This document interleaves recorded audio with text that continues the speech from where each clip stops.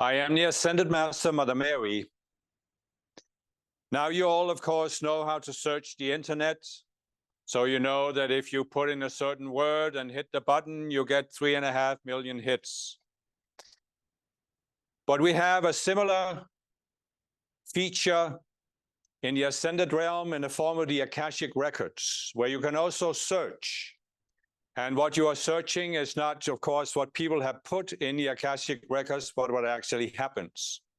So you can actually do a search on the word heart.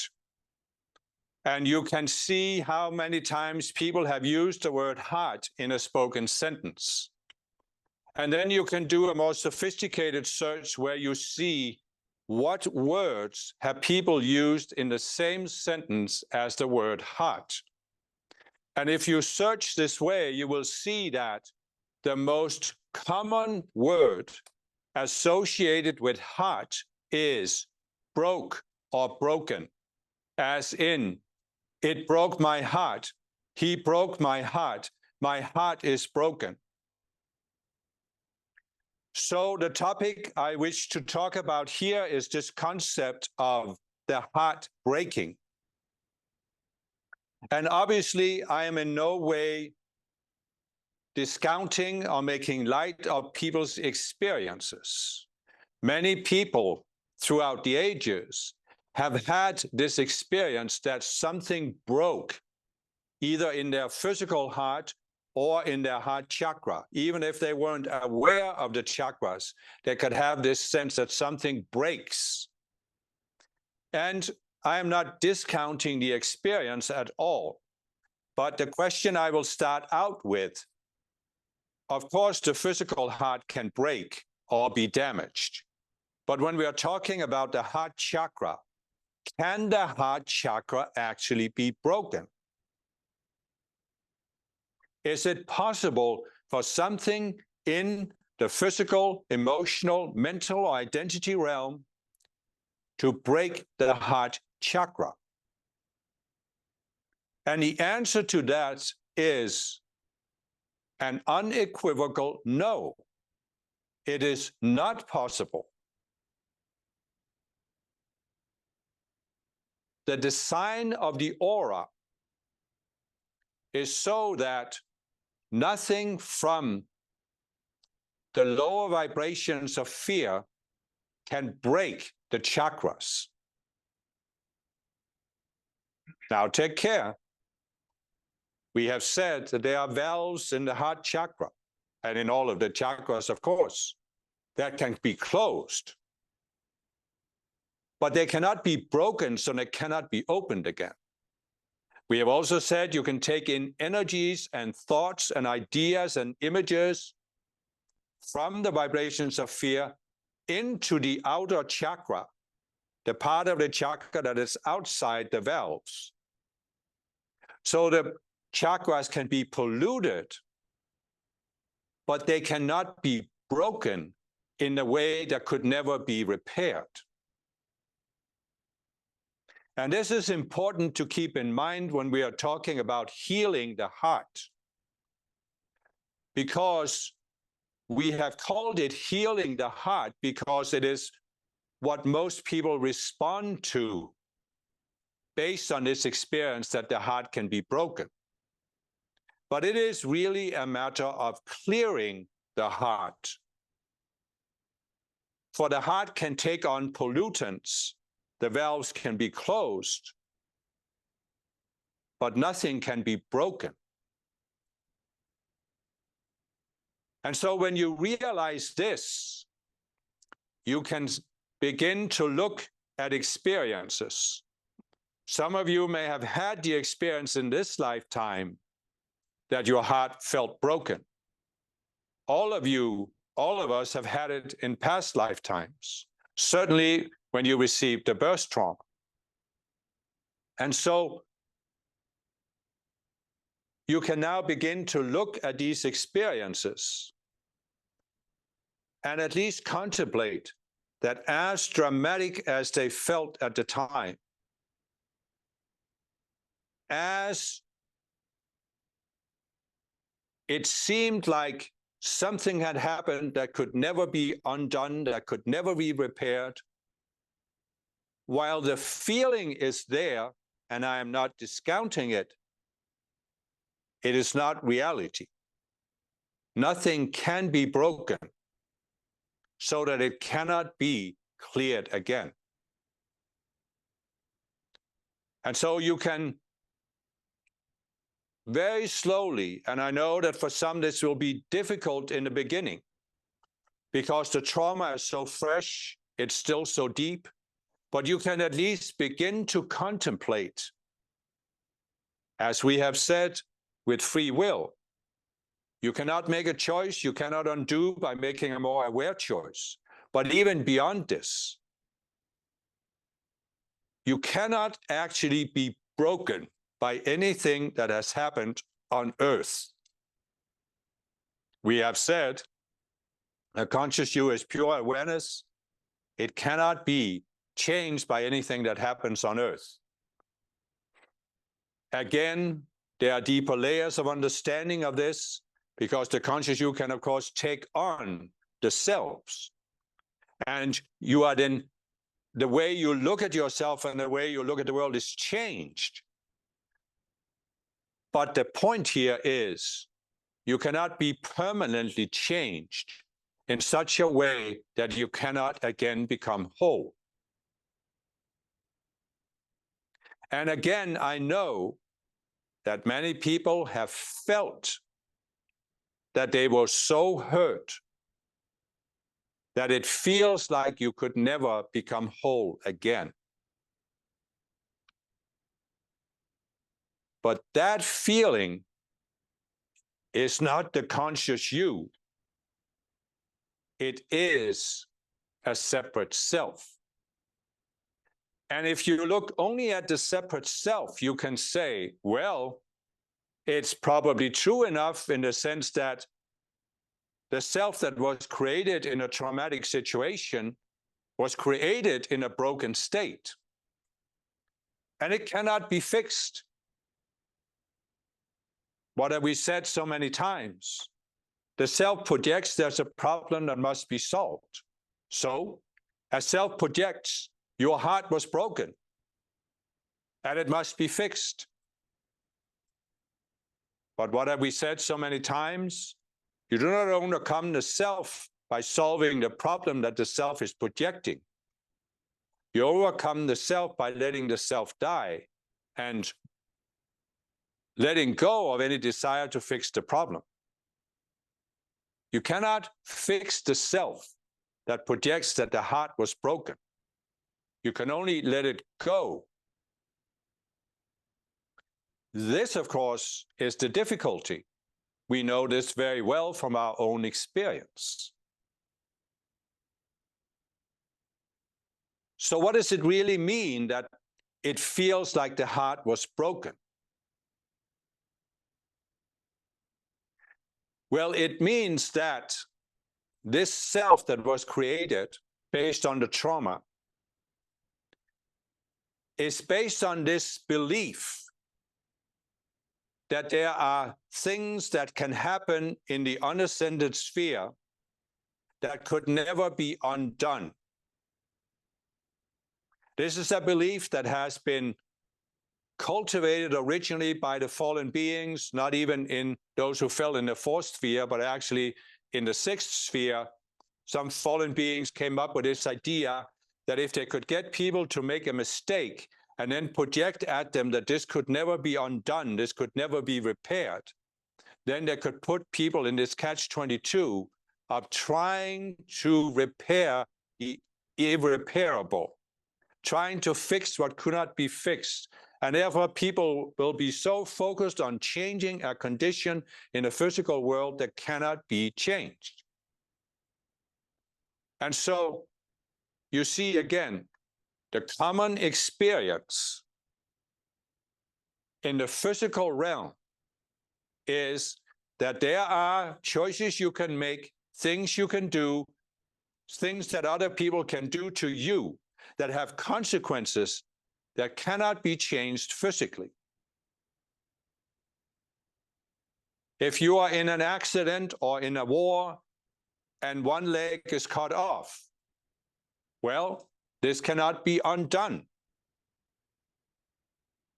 at the physical level.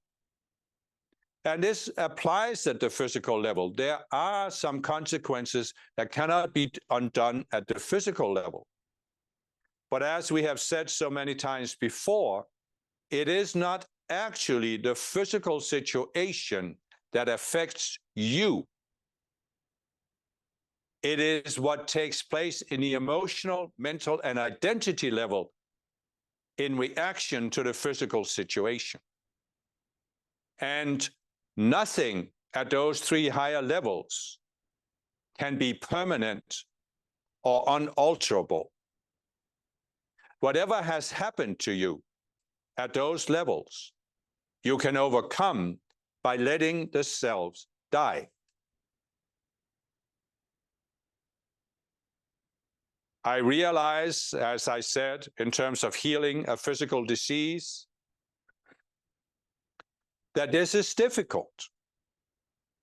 If you have lost a leg, it is not easy to make peace with that fact and move on with your life.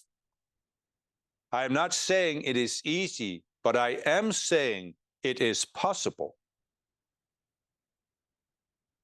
There are physical consequences that can't be undone, but in the emotional, mental, and identity levels, there is no consequence whatsoever that cannot be undone by letting the self die.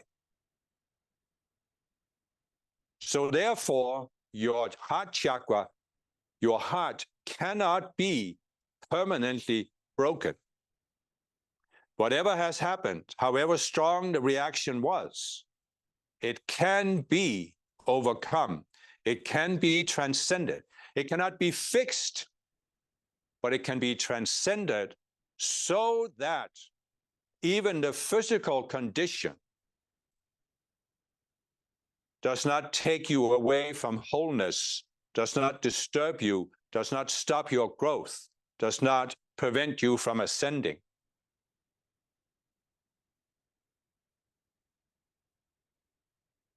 Now, if we go deeper into this sense that the heart is broken, what is really behind it? Well, it ties in with the other teachings we have given, that you come here to express the individuality of your I am presence, and you feel it is rejected, put down, hammered down, as the saying goes. And this gives you that unbearable pain that makes you feel like the heart breaks. Because, as we said, it is through the heart that your divine individuality is expressed. And so the conscious you can have this reaction that it doesn't want that feeling to go up to the I am presence, so it wants to close the heart chakra so it cannot go up. But as we have said, whatever feeling the conscious you has does not affect the I am presence the same way. Therefore, the conscious you does not need to protect the presence. The presence can take care of itself. So once you have closed that heart chakra,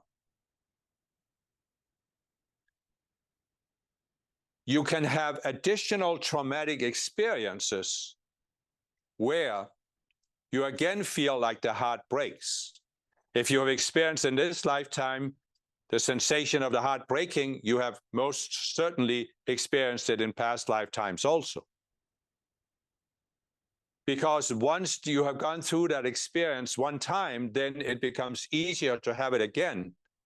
Because now you have these outer selves that are based on this feeling that your individuality was rejected. They don't grasp the individuality in the I am presence, but they feel that you were rejected.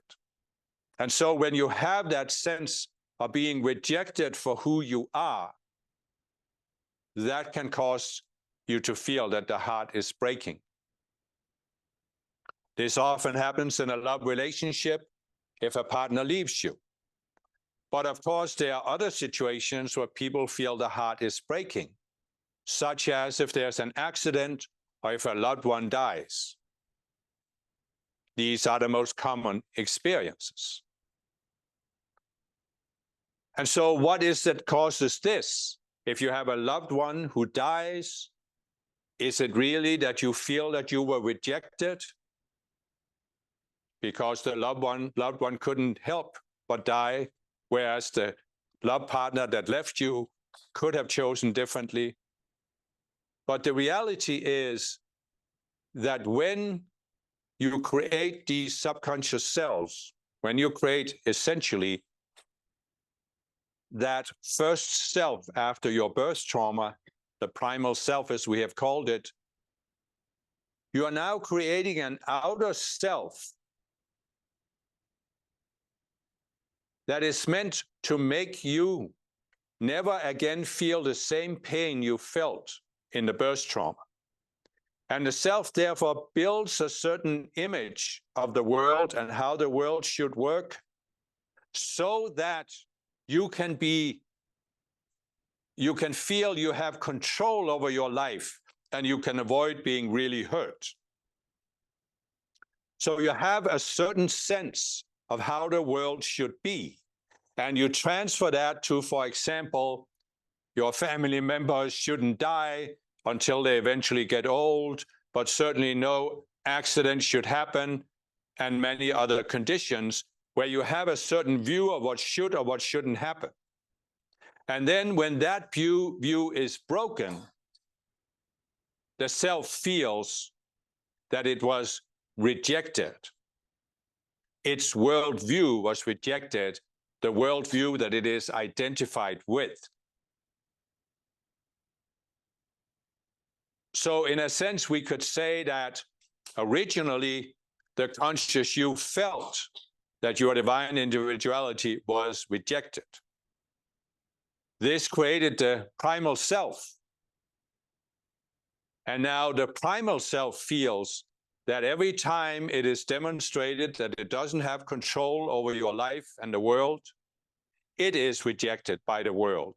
If the world doesn't conform to the worldview of the primal self and other selves, the primal self feels rejected. And of course, when the conscious you isn't aware of the primal self and is inside of it, the conscious you feels rejected. And so, what is the way out of it?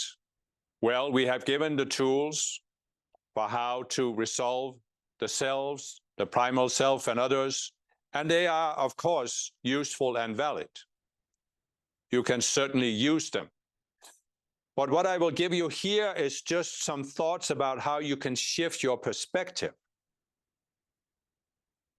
Because as Kunthumi so carefully explained,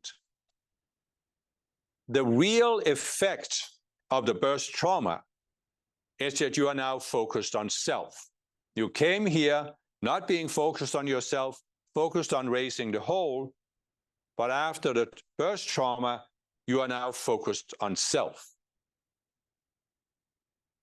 And how do you snap out of this focus on self? Well, there are different ways to do it. So let me start with one. We have very carefully given you these teachings about natural planets and unnatural planets. What is the real message behind this? You can be fascinated with these ideas in various ways, nothing wrong with this, but if you step back from the real message, what is the message behind the teaching that there are natural and unnatural planets, and that there's a fundamental difference between the two? It is that on an unnatural planet, you cannot predict what is going to happen. And therefore, it is dangerous non-constructive to have this idea of what should and should not happen. And of course, the primal self is completely based on the evaluation that the birth trauma should not have happened. Instead, something positive should have happened. But the conscious you can contemplate these ideas, can look at the very fact that what causes most of your frustration, most of your disappointment in life, is precisely that you have an idea of what should happen or what shouldn't happen in a situation, and that idea, that expectation is not fulfilled, and this is what causes the frustration. You can therefore look at yourself, you can look at others, and you can come to realize that the only way to actually survive emotionally, mentally, at the identity level on an unnatural planet is by overcoming this entire conglomerate of selves and even the underlying attitude that certain things should or should not happen. And as Kusumi explained, the conscious you actually comes to Earth with an expectation of what should happen. You should be able to do something positive to help other people escape suffering, to uplift the planet. Perhaps you even have some sense that you should be received as the prince on the white horse, as a hero, the superhero that you see in movies, who is able to fix what is going on the planet. When we come as avatars, we don't have the expectation or even the fear that we could be attacked and put down. So we don't really have a sense of what shouldn't happen.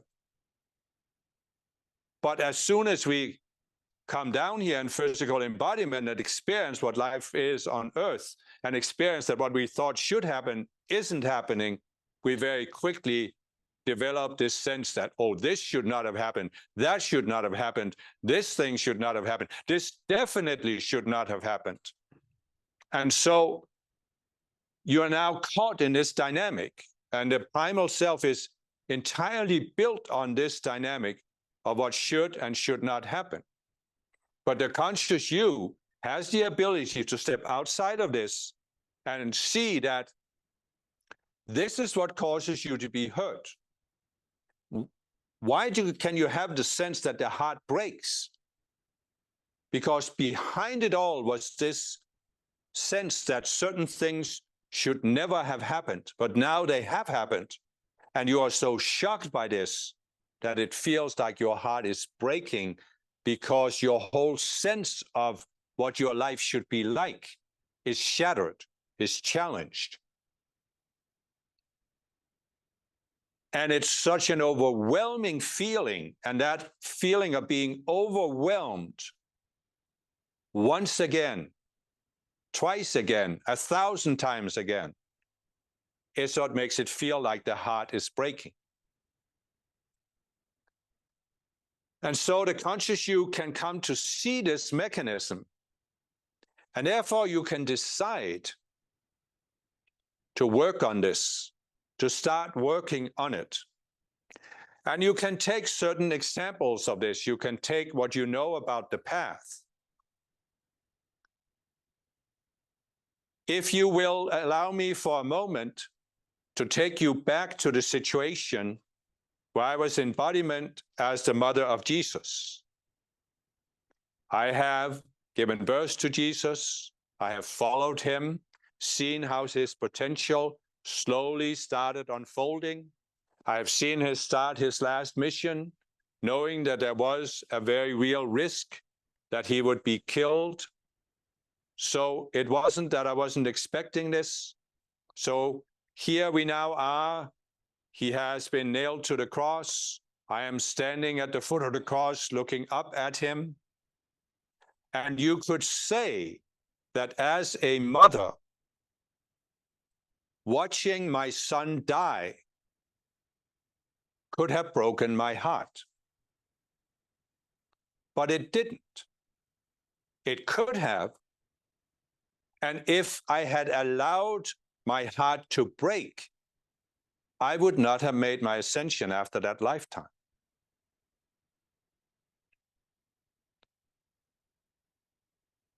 But what prevented me from going through that trauma was that I had dealt with this idea of what should and should not happen. Because I saw that Jesus' mission was to challenge the forces of Antichrist. And I knew that it is meaningless to have a sense of what should or should not happen to Jesus as a result of doing this. But the other thing is that for me, the experience I had of watching him on the cross was a sense of victory, because I watched him suffer. And why was he suffering? Not because of the physical pain, as intense as that was, but because he was still struggling with his own sense of what should and shouldn't happen. You see how he even said that he could command God to send legions of angels to free him from the situation. And that is what he felt up until he realized that he had to go through this, being crucified. But even while he was hanging on the cross, he had a sense that he shouldn't die on the cross. God should save him in the last minute in some miraculous way. And then he goes through this shock of realizing this is not going to happen. Now, right there, Jesus' heart could have broken, but he was able to not go into that reaction because he had dealt with his subconscious selves, his primal self before that. And therefore, he was able to give up the ghost, that last sense of what should and shouldn't happen. So he could accept, yes, my body is going to die on the cross. And he therefore let it happen. And I was standing there watching him, actually very much holding the vision, the immaculate concept for him going through this transformation, because this very giving up the ghost was the key to his victory on the cross. Of course, no Christian has grasped this, but nevertheless. So I stood there holding my breath, and when I saw him come to that inner resolution and decide to give up that last sense that he shouldn't die on the cross, I knew he had won his victory. So it was not a sense of sorrow, not a sense of the heart breaking, because I didn't go into this sense that, oh, my son shouldn't have died on the cross. God should have saved him. So be careful now. If you have experienced that your heart broke in this lifetime, do not go into thinking that means you can't make your ascension, regardless of what I just said. What I said was that if I had allowed my heart to break and created this self based on the belief that this shouldn't have happened, then I couldn't have ascended until I had dealt with that self. And even if you have felt that your heart broke in this lifetime, you only created a self. And when you let that self die, you can still ascend. Just as you have other selves you need to let die before you're ready to ascend. So again, there is nothing done that cannot be undone on earth in an unascended sphere. So now take the other situation that we have talked about before. Gautama Buddha sitting under the tree in meditation, ready to go into nirvana, but he has to pass that last initiation. The demons of Mara are trying to pull him into reacting. And what would have been the primary inroad they would have in his consciousness if he had that sense of what should and should not happen? But he didn't. He had overcome that. So there was nothing that the demons could use. They created all kinds of scenarios in front of him, of masses of people dying because he was just sitting there, not doing what he could have done to stop this. But he remained non-attached. There was nothing that should have happened. There was nothing that shouldn't have happened. And that is why he won his victory of going higher and ascending, earning his ascension. And so you can transfer that to yourself. As this messenger did many years ago when he realized what had actually happened to the Buddha and Jesus on the cross. You can see that they simply demonstrated the path that we all had to walk to earn our ascension. Of letting go of all of these cells of what should and shouldn't happen. You are on an unnatural planet. You are on a fairly low, fairly dense unnatural planet. There are other unnatural planets that are not quite as unnatural as Earth, even though that might be hard to imagine for you. There are also some that are more unnatural than Earth, which might be even harder to imagine, but nevertheless. So it's meaningless to say what should or shouldn't happen. This is partly because of the interdependent originations. Everything is affected by everything else. You may take some kind of action aimed at producing a certain result. This is what co-creators do. You have a vision of what you want to manifest, and you are moving towards manifesting it. But you cannot know for certain what will happen because you can only have certain probabilities. And as they say in quantum physics, until the moment where the measurement is taken, there's no way to know exactly what the outcome is going to be. Because the actual outcome is not defined by a very small situation involving this condition, this cause, that cause. If you look at a billiard table with 3 balls and you hit one ball that moves and hits another ball, it seems like a fairly simple system where you can easily figure out how the second ball is going to move if you know the momentum and speed of the first ball. But life is not a billiard table. It is so much more complex because everything is connected and interdependent. So you can, of course, envision that something is going to happen, like you are going to start a business or whatever it may be, and you can move towards it. But you need to avoid fixing in your mind a specific expectation, because this is what sets you up for disappointment and frustration.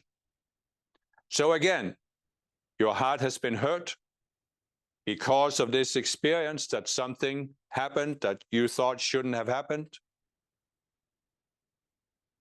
But you can process this experience, you can come to see the mechanism, and you can realize that the key to your freedom, the key to your peace of mind, the key to your spiritual growth is to let the self die. Now, this doesn't mean that I'm saying you should withdraw to a cave in the Himalayas and sit in meditation for 12 years. You can still take an active part of life. You just have to go into this neutral state of mind. You are taking steps, but you are not having this idea that if a certain thing doesn't happen, you have failed. You can actually go into this state of mind where you realize there is no failure on earth. You are taking a certain action which has a certain direction, you have a certain vision, But whatever the outcome is, it's just an opportunity to learn, to grow. First of all, to grow in becoming non-attached to the fruits of action. You take right action, you are non-attached to the fruits of action. Whatever the fruit of action is, you just adjust, you learn, you step back, you expand your sense of self, you take a new action, a new impulse, and if you keep doing this, it will start manifesting, but not necessarily the way you originally envisioned it. And that is what can ultimately lead you to reconsider, as Kuthumi said, what inner selves did you have before you came to Earth? And you can reconsider those selves and let them go, and therefore be at peace with being on Earth. And life is whatever it is, because there's no should or should not.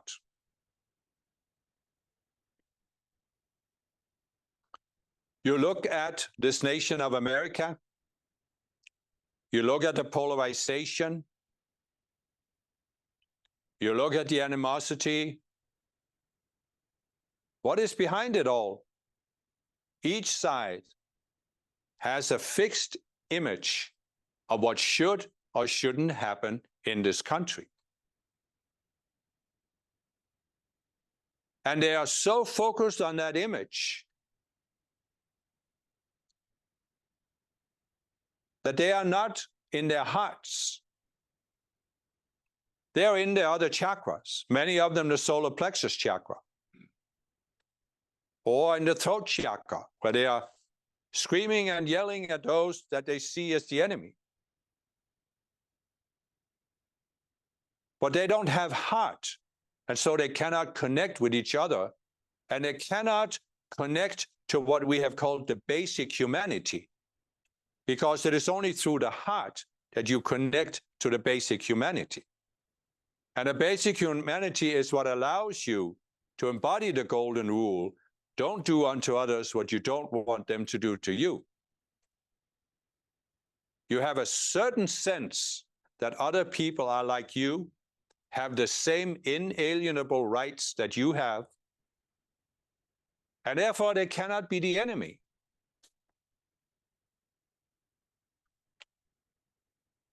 But when people have closed their hearts, perhaps because they felt their hearts were broken by life, and they go into this state of anger, then they lose that basic humanity. And it is very, very common when people have gone through this sense of the heart breaking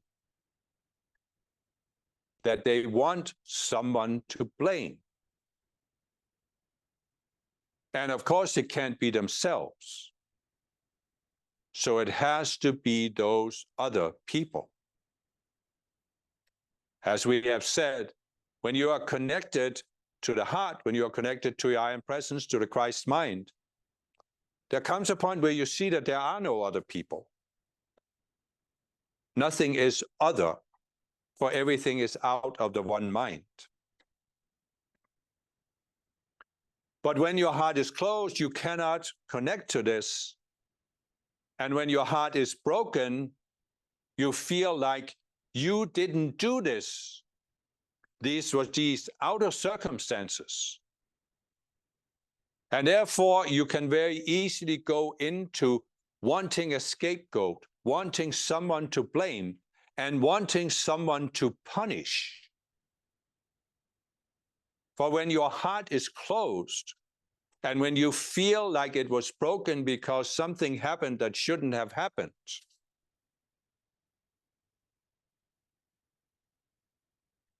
you have this desire to fix it. But if you're not looking inside yourself and seeing that the reaction was entirely inside of you, then the cause must be out there. And then you can become so angry that you actually think that if you punish somebody else enough, you would feel better. You would somehow feel that order was restored. And this is what people lose when their hearts are closed. This ability to actually connect to the golden rule, because what does the golden rule say? What does this actually say? Step back, the golden rule, do unto others or don't do unto others. What is it actually saying? It's saying that you cannot fix anything by punishing others. It's saying other things, but it certainly is saying that when you feel that others have done something to you that should not have happened to you, you cannot fix the situation by punishing those people, even if they did something to you. You will only be free by continuing to follow the golden rule. But when people close, and so you see again, the sense of what should and shouldn't happen was shattered. And you might say that many among the German people, their hearts were broken. And certainly many of the Jews that were sent to the concentration camps, their hearts were broken. But did that restore order to the universe? Of course not. And so what happened to the German people was that when they lost the Second War and when the Holocaust was exposed, their hearts were broken again. And this is what the golden rule says. If you suddenly start doing to others what you don't want them to do to you, then the universe will do to you what you have done to others. And therefore, by hurting others, you are only hurting yourself. This is a very persuasive beast in the collective consciousness on Earth. You see literally thousands of examples in history where groups of people have gone into this mindset. You see it exactly in the United States today. You see the opposition between what we might call the Democrats or the liberals on one side and the ultra-conservatives on the other side. You see that both sides are in opposition, but it is really only those on the conservative side who are ready to take up arms and harm other people. They feel they have to fight for their vision.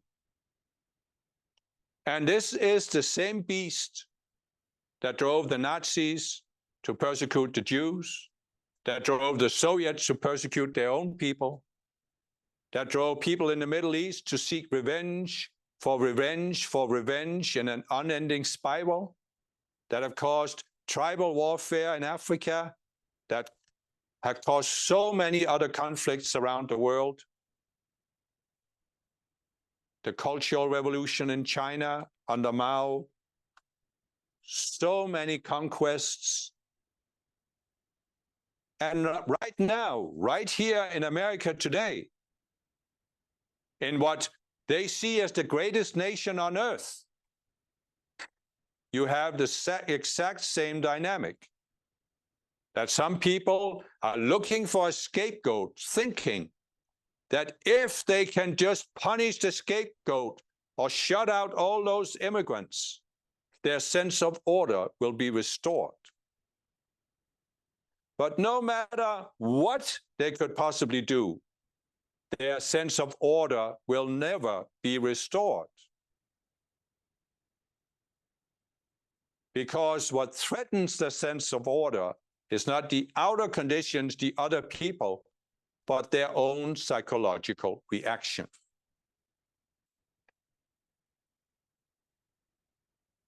When will enough people wake up from this mass delusion? What you essentially have in the United States right now is that some people have gone into what we could call a lynch mob mentality. Somebody has to be punished. Violence has to happen, and then order will be restored. It's a bubble. It's a delusion. It could break at any minute. And why am I talking about this? Why are we giving these teachings about the heart? Because we are sending out impulses that will awaken some people. And if enough people awaken, suddenly the bubble can burst. And people can come to see, what are we doing? What are we doing? How could we ever come to think that violence would solve any of our problems in this nation? And some can even awaken and see that, how have we, who claim to be Christians, come to contemplate violence and think that turning the other cheek and doing unto others is weakness? How have we come to think that the very thing that gave Jesus his victory is a weakness that we who claim to be followers of Jesus should not fall into? Oh no, we are good Christians, but we shouldn't do what Christ did or what he told us to do. For we know better than Christ.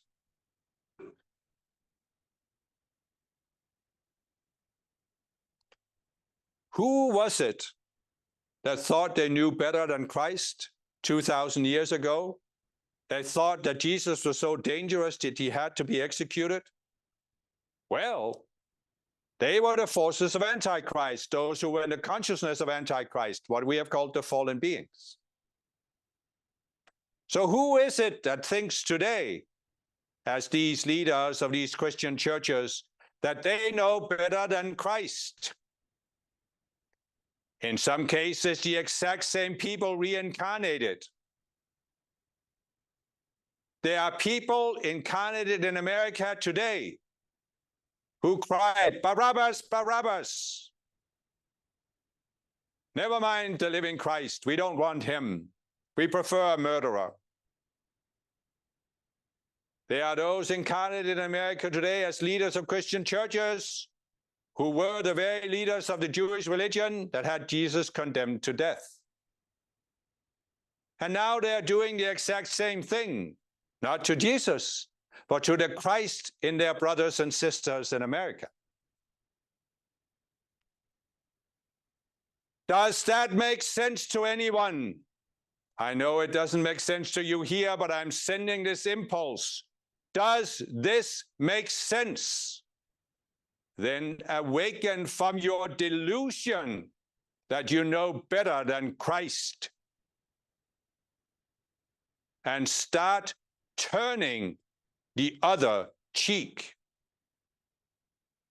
And keep turning the other cheek until there's no one hitting you, because you have transcended the consciousness that caused you to be in opposition to others. This is the magic of the golden rule. If you keep doing to others, there will come a point where they start doing the same to you. The universe starts giving you back what you are giving to others. You cannot fathom this if your heart is closed. But when your heart begins to open, you can be reborn. And then you are truly a born-again Christian. When you fathom what Christ actually said, instead of what some pastors in the fallen consciousness think he said.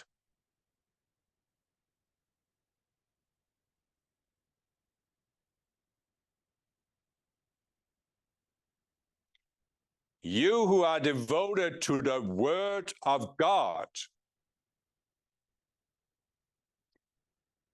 what do you think is being spoken right now? This is the word of God, spoken by an ascended being through a human messenger.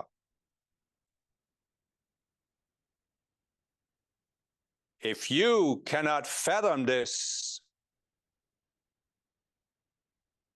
you are not among the chosen ones, because you have not chosen oneness with Christ.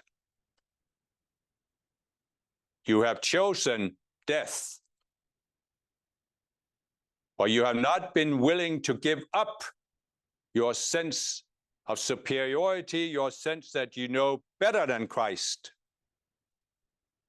in order to follow Christ. You have not been willing to lose your life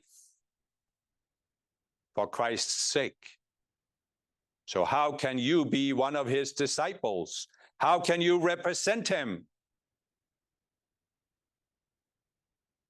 He will say, I know you not.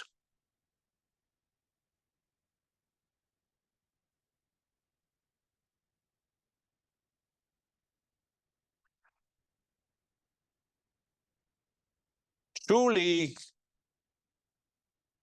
there is only one thing that can bring America to the next level, and that is heart.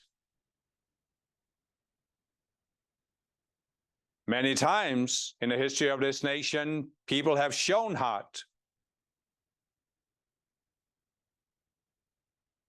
But where is it today? Where are those who will break the deadlock, the gridlock, the animosity, who will change the tone of the political debate, so that instead of being based on the closed heart, it is based on the open heart? Instead of being based on the solar plexus or the throat chakra perverted, it is based on the open heart chakra. Where are those who will do this? They are in embodiment. Some of them have already started to awaken, but more can awaken and be awakened by this impulse that I am sending. It is time to wake up. It is time to open your heart to a new way to approach politics in America, and make it based on heart, not hate.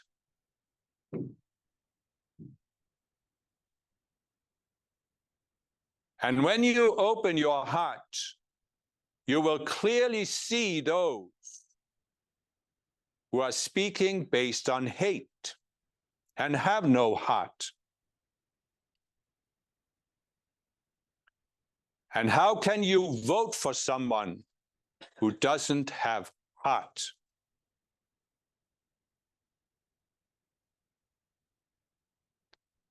And so, with this, I have given you what I wanted to give you in this installment.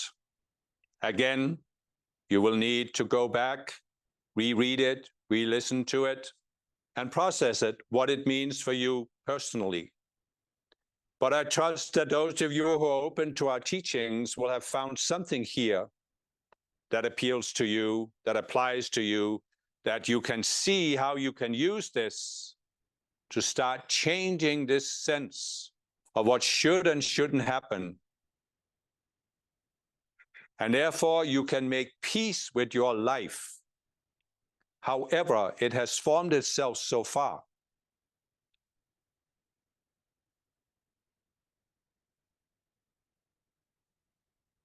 What did the messenger say yesterday? He hopes you can feel accepted for who you are right now. Well, I share that hope.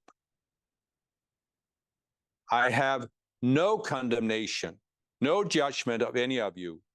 Whatever may have happened in your life, Whatever you feel should not have happened or should have happened, what you should have done, shouldn't have done, the mistakes you shouldn't have made,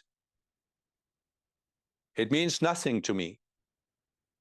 What means something to me is your potential that I see much more clearly than you do. And my only desire is that you will come to see it as well and come to accept yourself. Whatever your life may have been up until this point.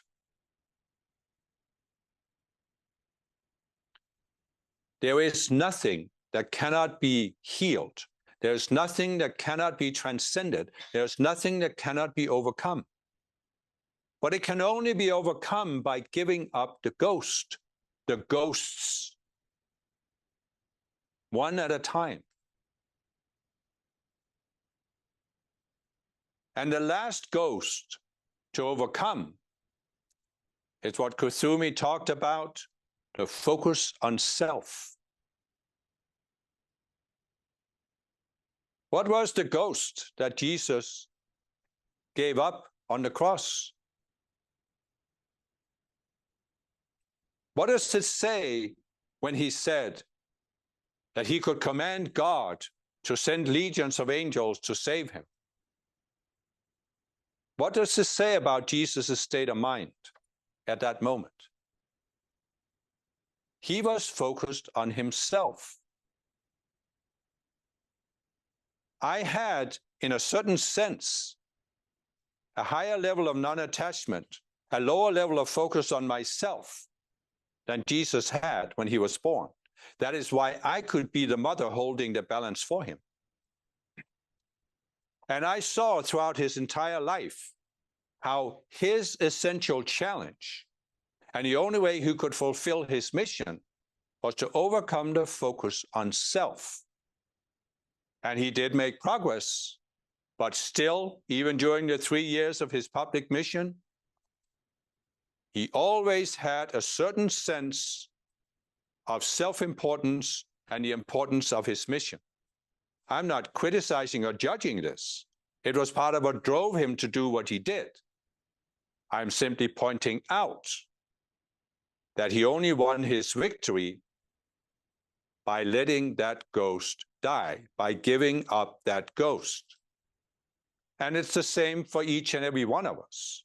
And what I'm also saying is that some of you, in fact, quite a few of you, have the potential to give up that focus on self in this lifetime and still live for a long time on earth without the focus on self, which means, of course, that you will be more at peace, you will enjoy life more, but you will also be the open door for bringing forth something from the ascended realm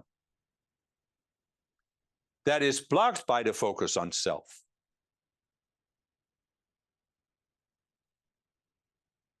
And so my vision, my desire for you is that you overcome that sense of being so focused on yourselves. You are not actually focused on yourself. You are focused on yourselves, beginning with the primal self. So you are focused in the outer instead of being focused on the pure awareness of the conscious you and the I am presence and the ascended masters. You are focused on this outer self. But you can give up that ghost anytime. Jesus couldn't give it up until he was hanging on the cross. But that shouldn't stop you from giving it up without any dramatic events. Jesus had a flair for the dramatic. So he had to go through this extreme situation. The Buddha, on the other hand, sat on a tree in the forest and just gave it up without any drama. You decide who you want to be. Because I tell you that the world and the fallen beings will gladly give you all the drama you could want.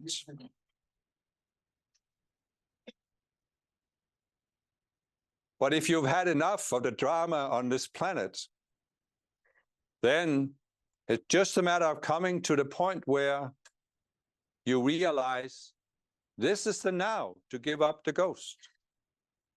Of course, for many of you will require a process of letting go of other selves, and that's why we have given you all of these tools. But many of you are already at the point where you have made enough progress that you could actually step back, see that you have this focus on self, see how it's limiting you, and just give up that ghost. That is what would warm my heart more than anything else. So with this, I seal you in the joy of my heart, the heart of the Mother of God, the office that I hold, but even the personal heart of the Ascended Master Mary, who loves you, each one of you, in a very personal way that is beyond the office that I hold. So be sealed in that joy.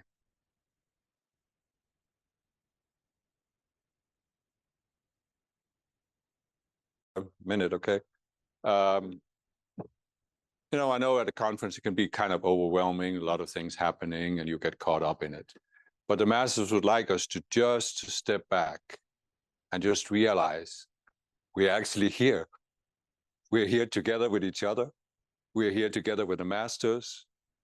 Can we just appreciate the situation, and appreciate the now and really feel how unique it is. I mean, how incredible of an event it is. And just appreciate the moment. So let's just close our eyes and just sit quietly.